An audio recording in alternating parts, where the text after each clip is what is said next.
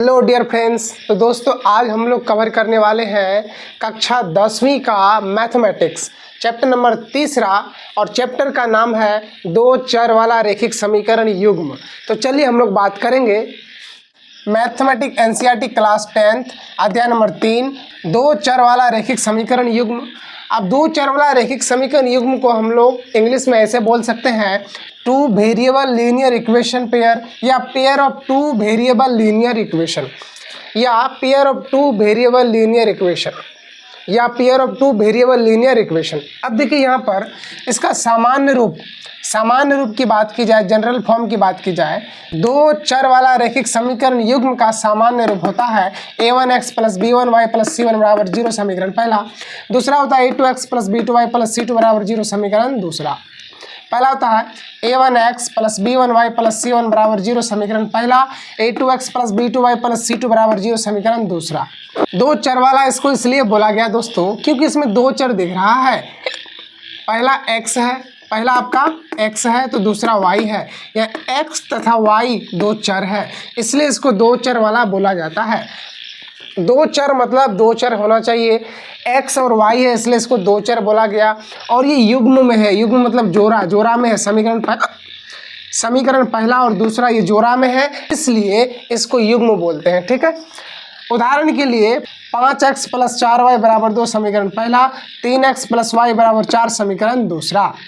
अब दोस्तों यहाँ पर एक VBI इम्पोर्टेंट टॉपिक आता है इस चैप्टर में जो कि यहाँ से आपका ऑब्जेक्टिव में अक्सर सवाल पूछता है। पहला है यदि a1/a2 बराबर ना हो b1/b2 तो इसका अद्वितीय हल होता है। अद्वितीय हल का मतलब होता है इसका एक हल होता है, हलों की संख्या एक होती है। और इसका ग्राफ की बात की जाए तो इसका ग्राफ प्रतिच्छेदी होता है। प्रतिच्छेदी का मतलब यानी इसका ग्राफ कहीं ना कहीं एक दूसरे को कट करेगा मित्रों, इसका ग्राफ कहीं ना कहीं एक दूसरे को कट करेगा। प्रतिच्छेदी का मतलब यही होता है, प्रतिच्छेदी का मतलब यही होता है। और साथ ही साथ ये संगत होता है। क्या होता है भाई? संगत होता है। दूसरा नंबर में हम लोग पढ़ते हैं a1/a2 बराबर b1/b2 बराबर ना हो c1/c2 तो इसका कोई हल नहीं होता है। और ये और इसका ग्राफ समांतर होता है। समांतर का मतलब कि एक लाइन के सीधे दूसरा लाइन होगा। जैसे ट्रेन का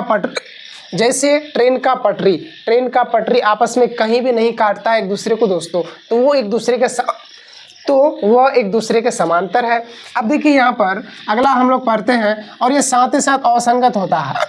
और ये साथ ही साथ क्या होता है? असंगत होता है। अगला हम लोग पढ़ेंगे a1/a2 बराबर b1/b2 बराबर ना हो c1/c2 तो इसका अनेक हल होता है। और ये संपाती होता है और साथ ही साथ संगत होता है। अनेक हल होता है। संपाती का मतलब होता है दोस्तों कि एक लाइन के ऊपर दूसरा लाइन चढ़ा रहना, यानी एक लाइन के ऊपर दूसरा लाइन चढ़ा रहना, इसलिए इसका अनंत हल होता है, अनगिनत हल होता है। क्योंकि एक लाइन के ऊपर दूसरा लाइन चढ़ा रहेगा तो ये हर बिंदु पर कट करेगा, ये हर एक बिंदु पर इसको काटेगा। ठीक है, फिर एक बार हम लोग रिपीट कर लेते हैं। दो चर वाला रैखिक समीकरण युग्म का सामान्य रूप जनरल फॉर्म होता है a1x plus b1y plus c1 बराबर 0 समीकरण पहला, a2x plus b2y plus c2 बराबर 0 समीकरण दूसरा।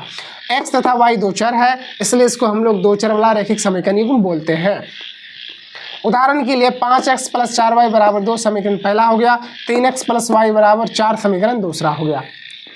VBI टॉपिक में हम लोग पढ़े यदि नंबर वन में पढ़े a1/a2 is not equal to b1/b2 तो इसका अद्वितीय हल होता है, यानी इसका एक हल होता है। और इसका ग्राफ प्रतिच्छेदी होता है।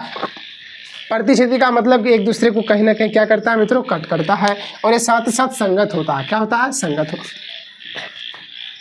फिर हम लोग आगे पढ़े थे a1/a2 is equals to b1/b2 is not equal to c1/c2 तो इसका कोई हल नहीं होता है। और इसकी ग्राफ समांतर होती है, जैसे ट्रेन का पटरी का अभी हम उदाहरण दिए थे, सेम टू सेम वही होता है, कहीं एक दूसरे को कट नहीं करेगा। इसको अनंत तक आप कितना भी बढ़ा लीजिए एक दूसरे को कहीं नहीं कट करता है।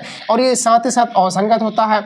अगला हम लोग पढ़े थे a1/a2 is equals to b1/b2 is not equal to c1/c2 इसका अनेक हल होता है और साथ ही साथ संपाती होता है और ये संगत होता है। संपाती का मतलब होता है कि एक लाइन के ऊपर दूसरा लाइन चढ़ा रहता है, एक लाइन के ऊपर दूसरा लाइन चढ़ा रहता है, इसलिए इसका अनेक हल होता है। और